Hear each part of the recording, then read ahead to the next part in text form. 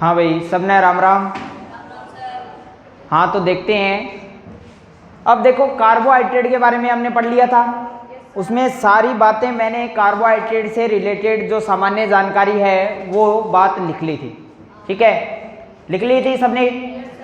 तो कार्बोहाइड्रेट के बारे में मैंने सारी बातें रिवाइज भी करवा दी थी, एक एक कार्बोहाइड्रेट के प्रकारों के बारे में, और एक कार्बोहाइड्रेट के अन्य जो जुड़ी हुई बातें हैं, जैसे सबसे मीठी शर्करा कौन सी है, सबसे मीठी कृत्रिम शर्करा कौन सी है, उन सब के बारे में बता दिया था।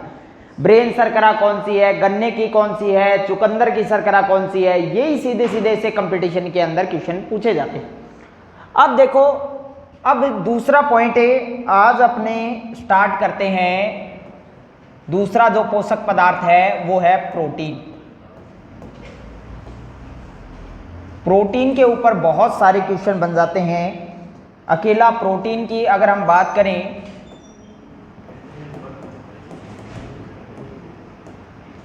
प्रोटीन एक विशेष पोषक पदार्थ के अंदर आता है। यानी अगर हम बात करें इससे सबसे पहला पॉइंट क्या बनता है, एमिनो अम्लों का बहुलक। एमिनो अम्ल का बहुलक प्रोटीन है। यानी एमिनो अम्ल से मिलकर इसका निर्माण होता है। एमिनो अम्ल नाइट्रोजन से इसका निर्माण होता है, नाइट्रोजन से।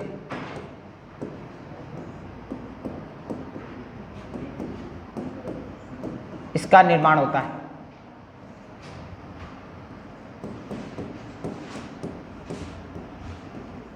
एमिनो अम्ल का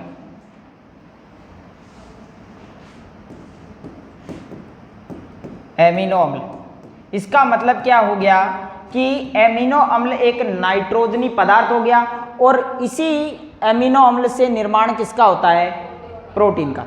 बहुलक हम इसको बोलते हैं। देखो, एमिनो अम्ल, छोटे छोटे एमिनो अम्ल मिलकर के एक पूरा प्रोटीन का निर्माण करते हैं। प्रोटीन, इस वजह से इसको हम कह सकते हैं नाइट्रोजनी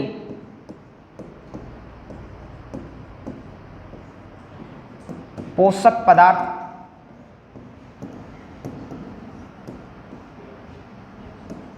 कहा जाता है प्रोटीन को। प्रोटीन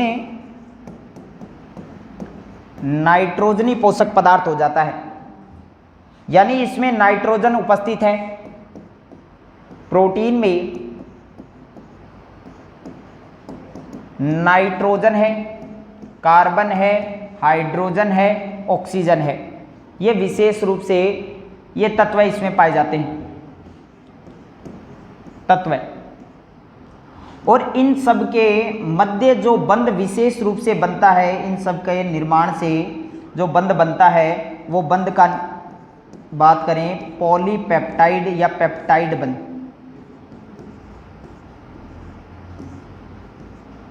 पेप्टाइड बंध, रासायनिक बंध अगर पूछ लिया जाए तो रासायनिक बंध कौन सा होता है प्रोटीन के अंदर, पेप्टाइड बंध या पॉलीपेप्टाइड बंध हम इसको बोल सकते हैं। तो पेप्टाइड बंध यहां पर पाया जाता है। प्रोटीन का कार्य,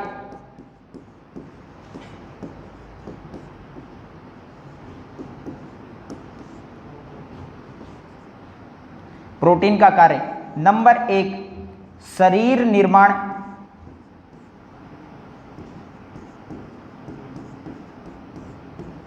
में सहायक, शरीर निर्माण बोल सकते हैं, शरीर की वृद्धि, शरीर वृद्धि में सहायक। तो क्या बात समझ में आई? शरीर के निर्माण में या शरीर की वृद्धि के लिए क्या आवश्यक है, अपने प्रोटीन की आवश्यकता होती है। इसलिए बोला जाता है कि गर्भवती महिला जो है उसको सर्वाधिक प्रोटीन का सेवन करना चाहिए। फिर दूसरा हम बात करें तो शरीर की मरम्मत व घाव भरने में सहायक।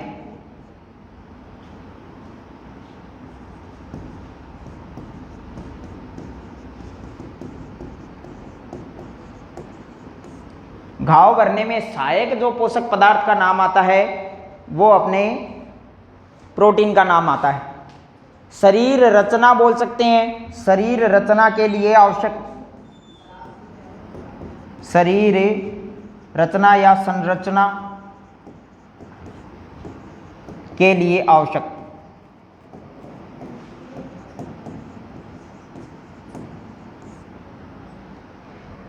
ये प्रोटीन से संबंधित सामान्य बातें निकल के आती है। इसमें सबसे ज्यादा इंपॉर्टेंट एमिनो अम्लों का बहुलक पूछ लिया जाता है। इसमें दूसरा क्वेश्चन ये बन जाता है, नाइट्रोजनी पोषक पदार्थ किसको कहा जाता है? प्रोटीन को कहा जाता है। ये इसमें दूसरा क्वेश्चन बन जाता है। तीसरा क्वेश्चन ये बनता है कि शरीर निर्माण या घाव के भरने में विशेष रूप से किसका उपयोग करते हैं? प्रोटीन का उपयोग करते हैं। नोट करके एक बात और लिख लेते हैं, घाव को भरने में सहायक विटामिन, यानी इसके साथ में एक विटामिन भी कार्य करता है,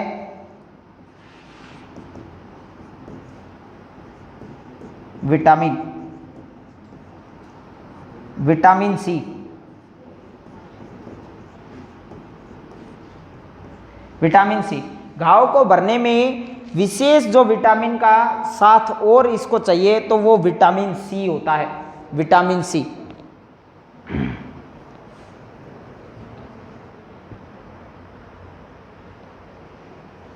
तो यहां पर ये कुछ बातें निकल के आ जाती है। इसमें पेप्टाइड या पॉलीपेप्टाइड हम इसको बोल सकते हैं। अगर ऑप्शन में पेप्टाइड आ जाए तो अच्छी बात है, पॉलीपेप्टाइड आ जाए तो पॉलीपेप्टाइड का देना है, ठीक है। पेप्टाइड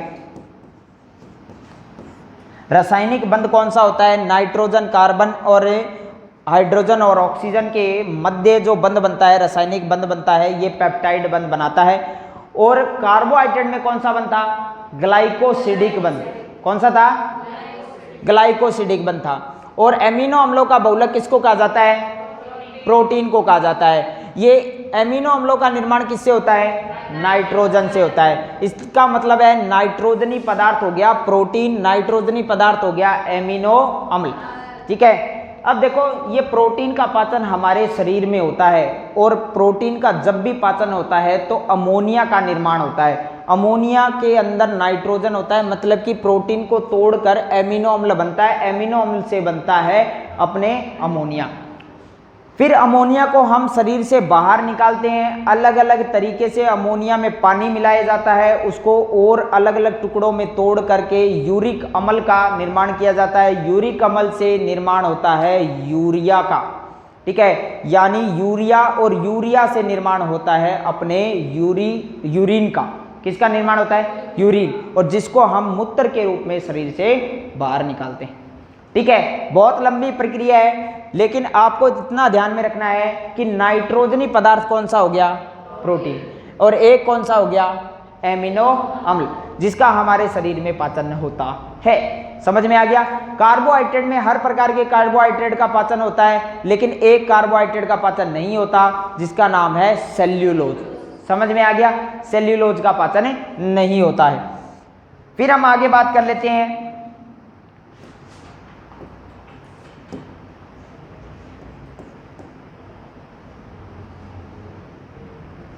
प्रोटीन के स्रोत। अब यहां से जो क्वेश्चन बनते हैं वो बड़े अच्छे क्वेश्चन बनते हैं, गहराई से क्वेश्चन बनने स्टार्ट हो जाते हैं यहीं से। नंबर 1,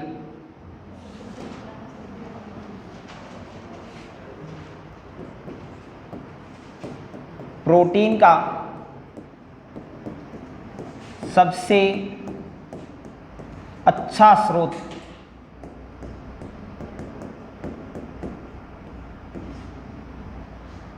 इसमें नाम आता है मशरूम का। मशरूम अपने आप में कवक है। मशरूम को हम छत्रक भी बोल सकते हैं।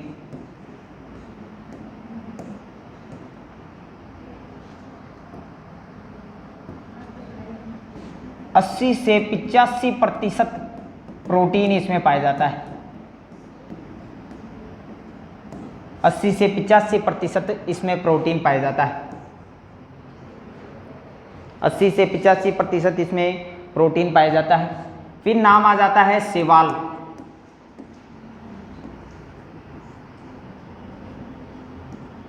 शैवाल में एक नाम आता है स्पाइरुलिना।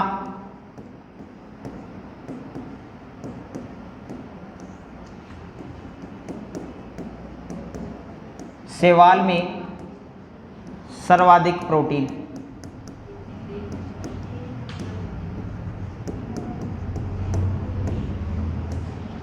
स्पाइरुलिना शैवाल की बात करें, एक तरीके से लाल शैवाल के श्रेणियों में गिन लिया जाता है और इसके अंदर 65% प्रोटीन यहां पर पाया जाता है। ये मैं विशेष बात इसलिए बता रहा हूं क्योंकि ये अलग अलग तरीके से क्वेश्चन पूछे जाते हैं। इनमें प्रोटीन सबसे ज़्यादा सबसे अच्छा जो स्रोत माना जाता है मशरूम को माना जाता है। ऑप्शन में मशरूम बहुत कम देते हैं, समझ में आ गया। वहां पर ऑप्शन में देते हैं शैवाल, तो दूसरे नंबर पे कौन सा आ जाता है, शैवाल।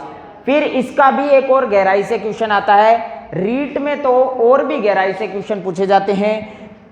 मैंने क्या बताया, शैवाल में भी सबसे ज़्यादा किस में मिलता है, स्पाइरुलिना के अंदर मिलता है। और कितना मिलता है, 65%। ये परसेंट भी पूछ लिया जाता है इसमें, ठीक है। तीसरे नंबर की हम बात कर लेते हैं। तीसरे नंबर पे नाम आ जाता है सोयाबीन।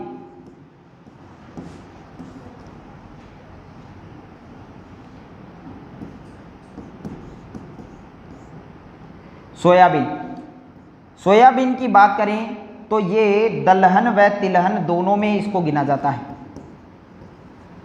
दलहन व तिलहन फसल है। दलहन और तिलहन यानी इसकी दाल भी बनाई जाती है, तो इसके अलावा इससे तेल भी निकाला जाता है। दाल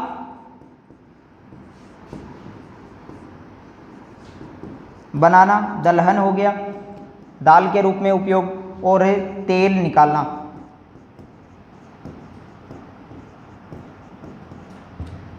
और इसमें जो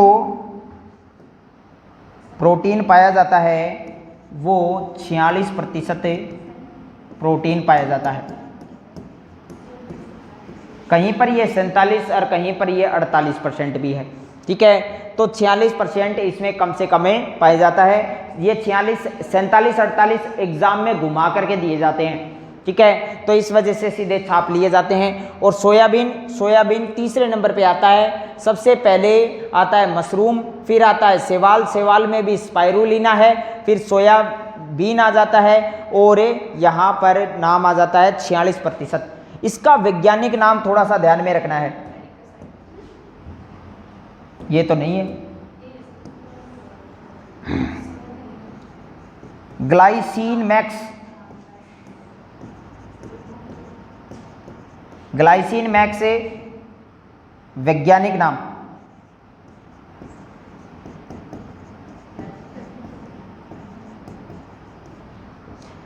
ग्लाइसिन मैक्स वैज्ञानिक नाम है, ध्यान में रखना है। ग्लाइसिन मैक्स यानी सोयाबीन, और ये वैज्ञानिक नाम भी पूछ लिया जाता है। दलहन और तिलहन दोनों फसल, ये भी अलग से क्वेश्चन बन जाता है। सोयाबीन है दलहन और तिलहन में, और इसमें प्रोटीन पाया जाता है 46% प्रोटीन इसमें पाया जाता है।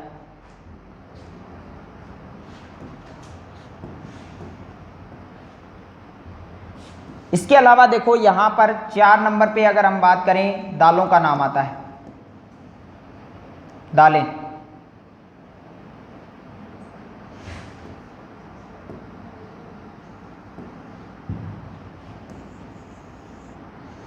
चार नंबर पे आ जाती हैं दाल, दालें। इसमें जैसे सबसे ज़्यादा चने की दाल, चने की दाल, मूंग, अरहर, ये नाम आ जाते हैं। दालों की बात करें तो 20 से 25% 20 से 25% प्रोटीन यहाँ पर पाया जाता है। 20 से 25% प्रोटीन यहाँ पर पाया जाता है दालों के अंदर।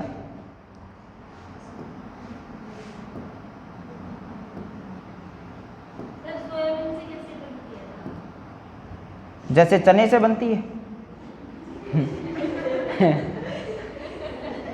उसको दल करके, उसके 2 हिस्से करके ही। देखो सोयाबीन का बीज इस तरीके से आता है, अगर नहीं देखा है तो इस तरीके से बीज आता है सोयाबीन का, ठीक है। तो सोयाबीन का जो बीज है, उस सोयाबीन के बीज को अगर बीच में से इस तरीके से अगर इसको काट लिया जाए तो ये 2 हिस्सों में इस तरीके से टूट जाएगा, जिसकी सोयाबीन की दाल बनती है, ठीक है। इस दाल को पीस करके सोयाबीन के अलग अलग, जैसे पनीर कटता है वैसे सोयाबीन के अलग अलग बड़ियाँ बनती है, ठीक है। सोयाबीन की बड़ी आती है, बाज़ार से लेके भी आए होंगे और घर पे बनाई भी होगी, समझ में आ गया। सोयाबीन की बड़ी बोलते हैं, तो वो इसी से तैयार किया जाता है। तो यहाँ पर देखो दलहन व तिलहन फसल हो गई और 46% इसमें प्रोटीन पाया जाता है। 5 नंबर पे यहाँ पर अगर हम बात करें तो मांस में भी प्रोटीन होता है।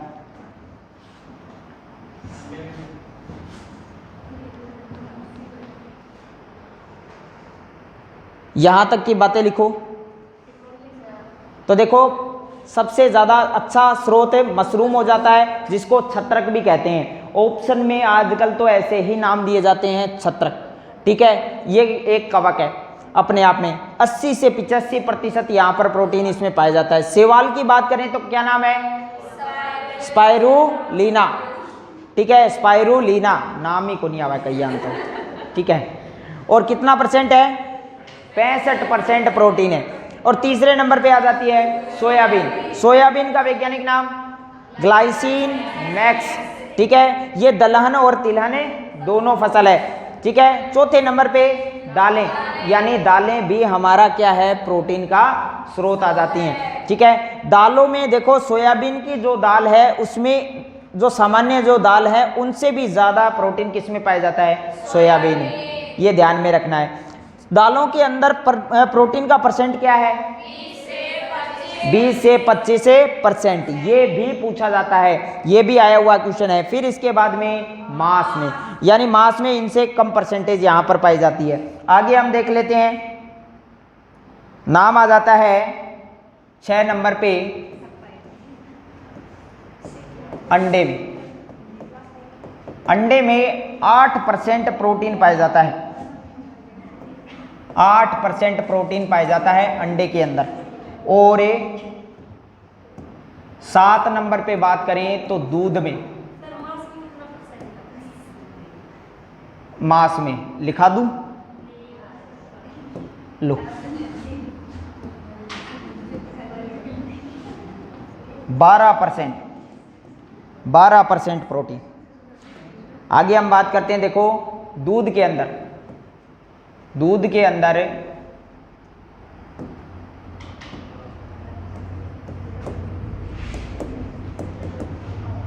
जो प्रोटीन पाया जाता है 4.5% तक इसमें प्रोटीन पाया जाता है। अब इसमें से देखो परसेंटेज जिसके पूछे जाते हैं, जैसे सोयाबीन का परसेंटेज पूछा जाता है, ठीक है। 65% स्पाइरुलिना का पूछा जाता है, ठीक है। इसके अलावा दालों का परसेंटेज परास पूछ लिया जाता है 20 से 25। और फिर पूछा जाता है अंडे में, ठीक है, 8%। समझ में आ गया? अंडे में कितना होता है? 8% होता है। राग लगा लगा के बोल रहे हैं,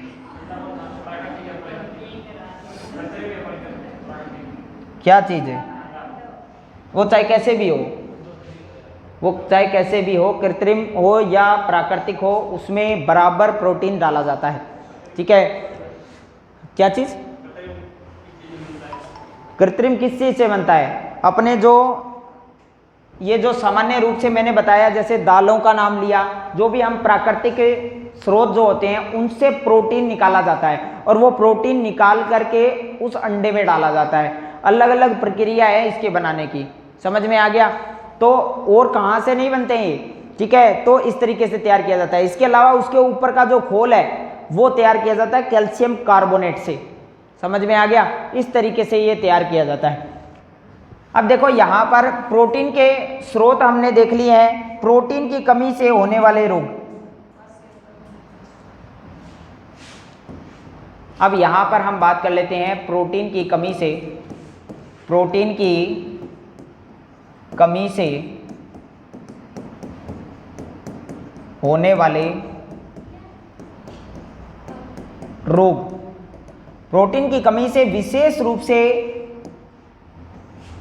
2 रोग होते हैं और दोनों के दोनों रोग बच्चों में होते हैं भाई, बच्चों में। यानी वयस्क की बात करें तो वयस्क तो वैसे ही समझदार होता है, वो अपने जो पोषण का ध्यान में रखता है, समझ में आ गया? तो उसमें तो प्रोटीन की कमी का मतलब ही नहीं है, वो सारी चीजें खाता है, ठीक है। लेकिन बच्चों में विशेष रूप से प्रोटीन की कमी से रोग देखने को मिलता है। एक तो क्वासिओरकोर,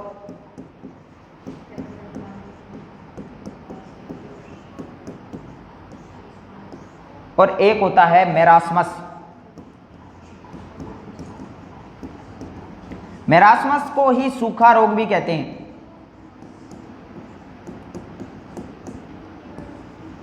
सूखा रोग की बात करें तो 2 रूप में होते हैं, एक तो विटामिन डी की कमी से और एक यहाँ पर प्रोटीन की कमी से बच्चों में होता है, ठीक है। सूखा रोग दोनों ही बच्चे में होते हैं, विशेष रूप से बच्चों में होने वाले रोग हैं। 2 जगह पर आप नाम देखोगे, एक तो मेरास्मस रोग के बारे में, एक अगर हम बात करें विटामिन डी की कमी से रिकेटस जो है वो सूखा रोग के रूप में जाना जाता है, हम लिखेंगे इसके बारे में। अब देखो क्वासिओरकोर और मेरास्मस की हम बात कर लेते हैं। क्वासिओरकोर और मेरास्मस किसका?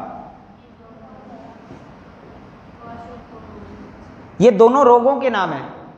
अब देखो बच्चों में एक तो रोग होता है क्वासिओरकोर और एक होता है मेरास्मस या सूखा रोग। अब इसके बारे में देख, सबसे पहले बात तो ये है कि ये अमीर बच्चों का रोग इसको कहा जाता है।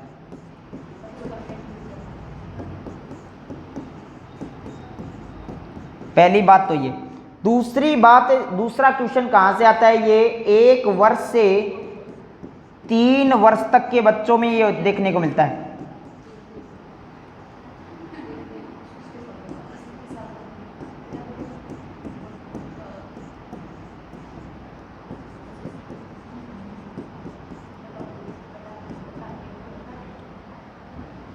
इसकी अगर हम बात करें तो ये विशेष रूप से गरीब बच्चों का,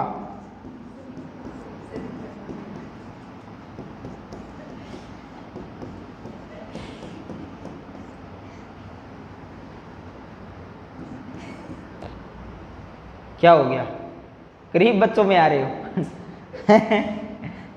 तो देखो गरीब बच्चों का रोग इसको कहा जाता है, ठीक है। अब देखो यहां पर एक और बात निकल के आती है, अलग से आया हुआ क्वेश्चन है। इसमें ऊर्जा प्लस प्रोटीन दोनों की कमी होती है, दोनों की कमी। इसमें केवल प्रोटीन की कमी देखने को मिलती है।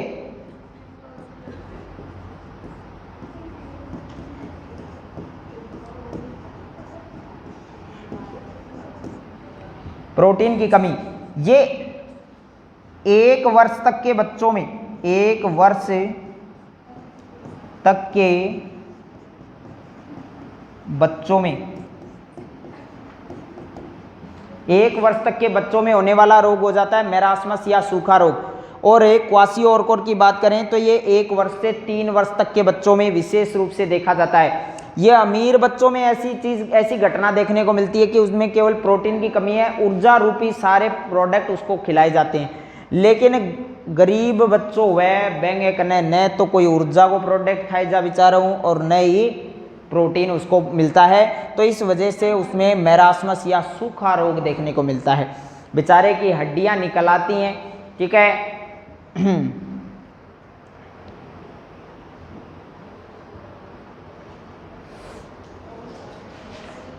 लिख लिया क्या? हाँ, तो देखो प्रोटीन की कमी से बच्चों में कौन कौन से रोग होते हैं? क्वासिओरकोर और मेरास्मस। कुछ बात समझ में आई? ठीक है। इबे क्वासियोरकोर जो रोग है, जो रोग है, ये रोग कौन से बच्चों का रोग इनको कहा जाता है? अमीर बच्चों का, ठीक है। और ये गरीब बच्चों का रोग। अगर पूछ लिया जाए कि ऐसा कौन सा रोग है जो ऊर्जा और प्रोटीन दोनों की कमी से होता है? मेरास्मस। और इसी का दूसरा नाम क्या है? सूखा रोग, ठीक है। और बात करें तो प्रोटीन की कमी से जो रोग होते हैं वो किस में होते हैं? बच्चों में होते हैं, ठीक है। अगर हम बात करें 1 वर्ष तक के बच्चों में होने वाला रोग कौन सा है? मेरास्मस। प्रोटीन की कमी से 1 वर्ष से 3 वर्ष तक के बच्चों में होने वाला रोग है क्वासियोरकोर। हमेशा ध्यान में रखो, देखो ये दो जो रोग है, रोग से संबंधित हर एक एग्जाम में क्वेश्चन आते हैं, ठीक है। और हर एक एग्जाम में जो क्वेश्चन आते हैं उनमें अगर प्रोटीन की कमी से रोग पूछते हैं ना, तो उनकी गहराई से इनकी चर्चा की जाती है और हर एक के ऊपर क्वेश्चन है। अब देखो इनके लक्षण के ऊपर, रीट के अंदर तो इनके लक्षण के ऊपर भी क्वेश्चन बनते हैं। अब देखो इसके लक्षण की बात करते हैं। यहां पर इसके लक्षण की बात करें, 1 नंबर पेट फूला हुआ,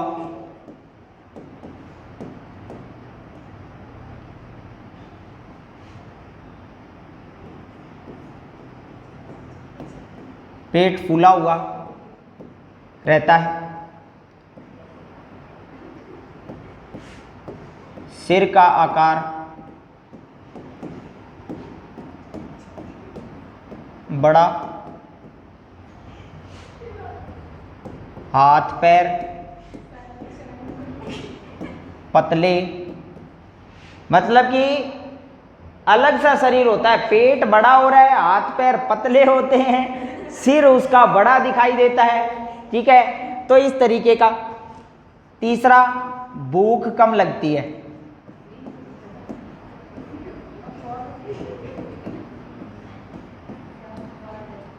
और चौथा हो जाता है बच्चा चिड़चिड़ा।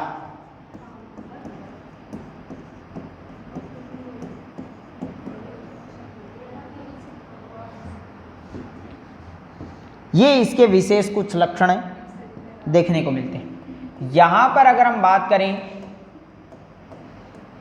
यानी मेरास्मस में बच्चे के अंदर आंखें धसी हुई,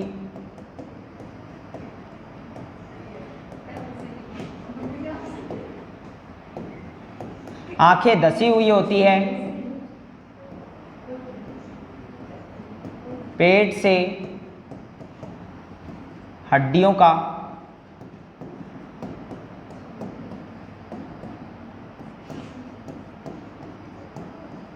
दिखाई देना, यानी हम कह सकते हैं तीसरे नंबर पे शरीर दुबला पतला।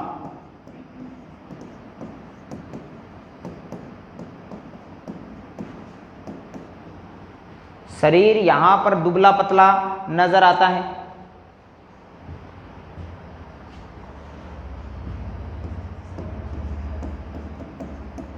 टांगे पतली,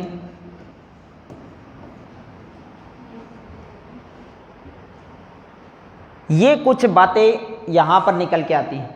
शरीर दुबला पतला विशेष रूप से पूछा जाता है, टांगे इसमें पतली होती हैं, आंखें धसी रहती है, पेट से हड्डियों का बाहर दिखाई देना, ठीक है। उसके ये सब कमियों के कारण है। ये कारण क्या है? उसमें उसका वजन भी कम रहता है। एक बात और है, उसका वजन भी कम रहता है क्योंकि उसके पास में ऊर्जा भी नहीं है, उसके पास में प्रोटीन भी नहीं है, दोनों ही चीजें नहीं है। इस वजह से ये लक्षणें ध्यान में रखने हैं। एक एक पॉइंट अपने लिए इंपॉर्टेंट है। तो प्रोटीन की कमी से बच्चों में होने वाले 2 रोग हो गए, एक तो क्वासियोरकोर और दूसरा मेरास्मस। मेरास्मस का ही दूसरा नाम क्या है?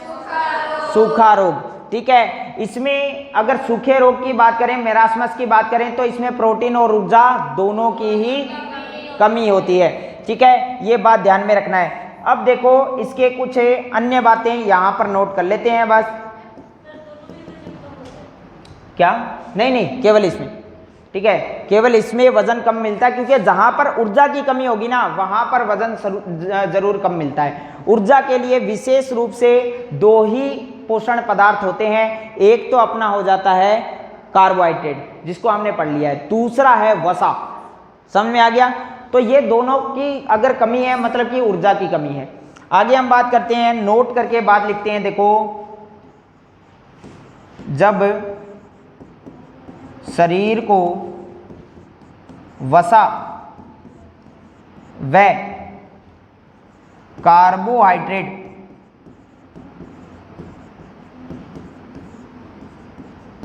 से ऊर्जा प्राप्त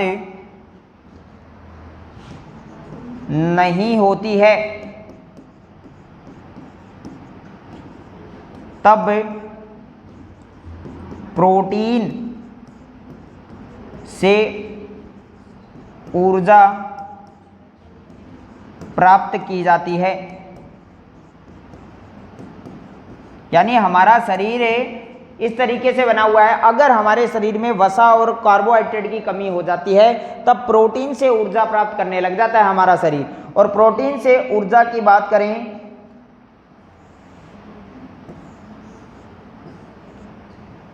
प्रोटीन से जो ऊर्जा प्राप्त होती है वो 4.3 कैलोरी होती है।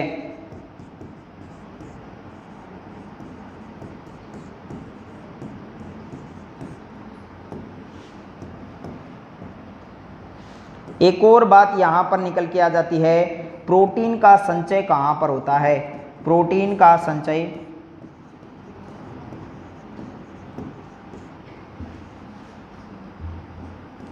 एक नंबर पे ध्यान में रखना है, मांसपेशियों में।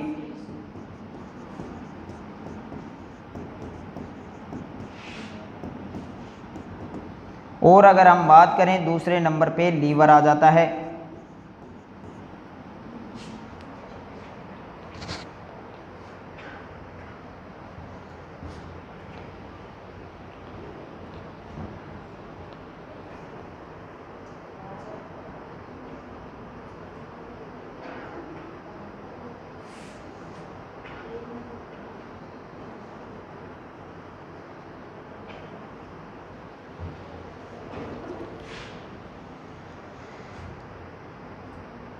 हाँ, तो देखो अब हमने प्रोटीन के रोगों के बारे में चर्चा कर ली है, और बात करें तो प्रोटीन की जो सामान्य जो स्रोत हैं इनके बारे में चर्चा कर ली है। और प्रोटीन के कुछ अन्य बात करें तो प्रोटीन का जो निर्माण है वो एमिनो अम्लों से होता है। समझ में आ गया?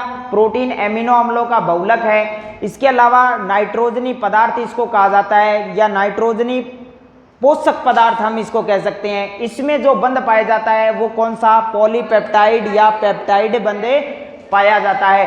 ठीक है, स्रोतों के बारे में हो गया और इसके रोगों के बारे में हो गया। अन्य बात यह है कि वसा और कार्बोहाइड्रेट जब अपने शरीर में नहीं होता है तब अपने को ऊर्जा कहां से मिलती है?